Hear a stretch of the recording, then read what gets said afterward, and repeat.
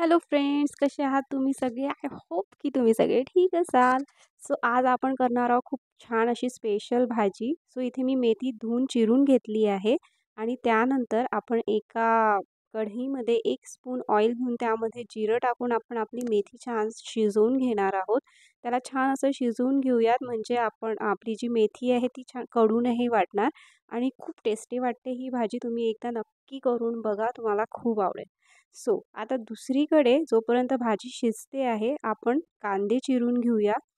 3 कांदे हवे आहे. त्यानंतर काजू, अद्रक, कलमी, काळी मिरी, मोठी विलायची, 2 ते 3 बदाम तुम्हाला तुमच्याकडे असेल तर तुम्ही टाकू शकता.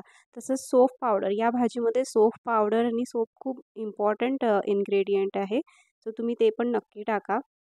सो तसंच आता मी इथे टाकत आहे कलमी, त्यानंतर मोठी विलायची, हे 2 लवंग, असं 3 ते 4 काळे मिरे, हे सगळं टाकून आपण छान उकळवून घेऊया.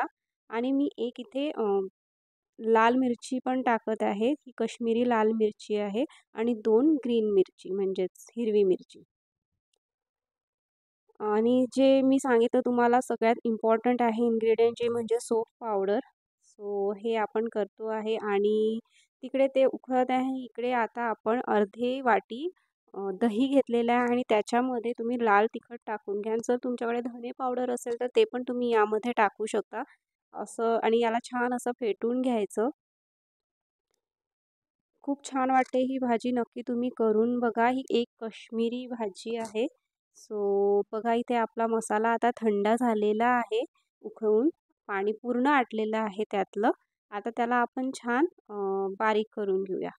सो लसूण तुम्ही त्यामध्ये पण टाकू शकता किंवा वेगळं पण बारीक करू शकता. मी वेगळं बारीक केलेलं आहे. सो इथे 1 चम्मच तेल घेऊन आपला तेल गरम झालेलं आहे. इथे मी थोडंसं लसण टाकून घेतले आहे. अजून मी त्यामध्ये सोफ पावडर टाकून घेतलेला आहे आणि आपण जो आता बारीक केलेला आपला मसाला आहे, तो आपण टाकून घेऊया. बस याला कंटिन्यू आपल्याला हलवत राहायचं आहे, कारण यामध्ये काजू असल्यामुळे हे कढईला चिकटण्याची जास्त शक्यता आहे. सो बस आपण कंटिन्युअसली याला शिजतपर्यंत छान हलवत राहूयात.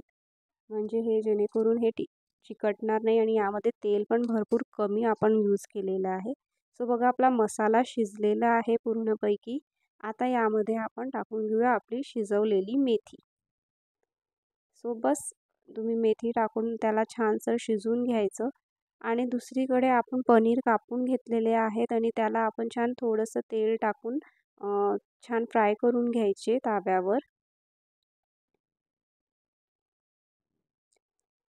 सो इथे आपलं भाजी ऑलमोस्ट शिजलेली आहे आणि आता मी यामध्ये दही टाकत आहे आणि दही टाकल्यानंतर कंटिन्यू आपल्याला अगदी सिम गॅसवर हे फिरवत राहायचं आहे, की जेणेकरून आपली दही हे फाटणार नाही आणि झाकायचं तर बिलकुलच नाही. कंटिन्यू त्याला फिरवत राहायचं. सो बस आता आपण गरम पाण्यामध्ये मीठ टाकून घेऊया आणि आपले पनीर 5 ते 10 मिनटं इथे भिजवून घेऊया, म्हणजे त्यामुळे आपले पनीर छान सॉफ्ट होते.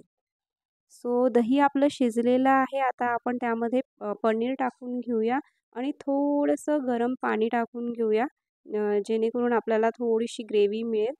आणि मीठ आता जसं दही आपलं शिजून गेलं आहे त्यानंतर तुम्ही मीठ टाकायचं भाजीमध्ये, 2 ते 3 चम्मच मीठ. सो बस झालेली आहे आपली भाजी. बघा किती सुंदर असा रंग आलेला आहे भाजीला.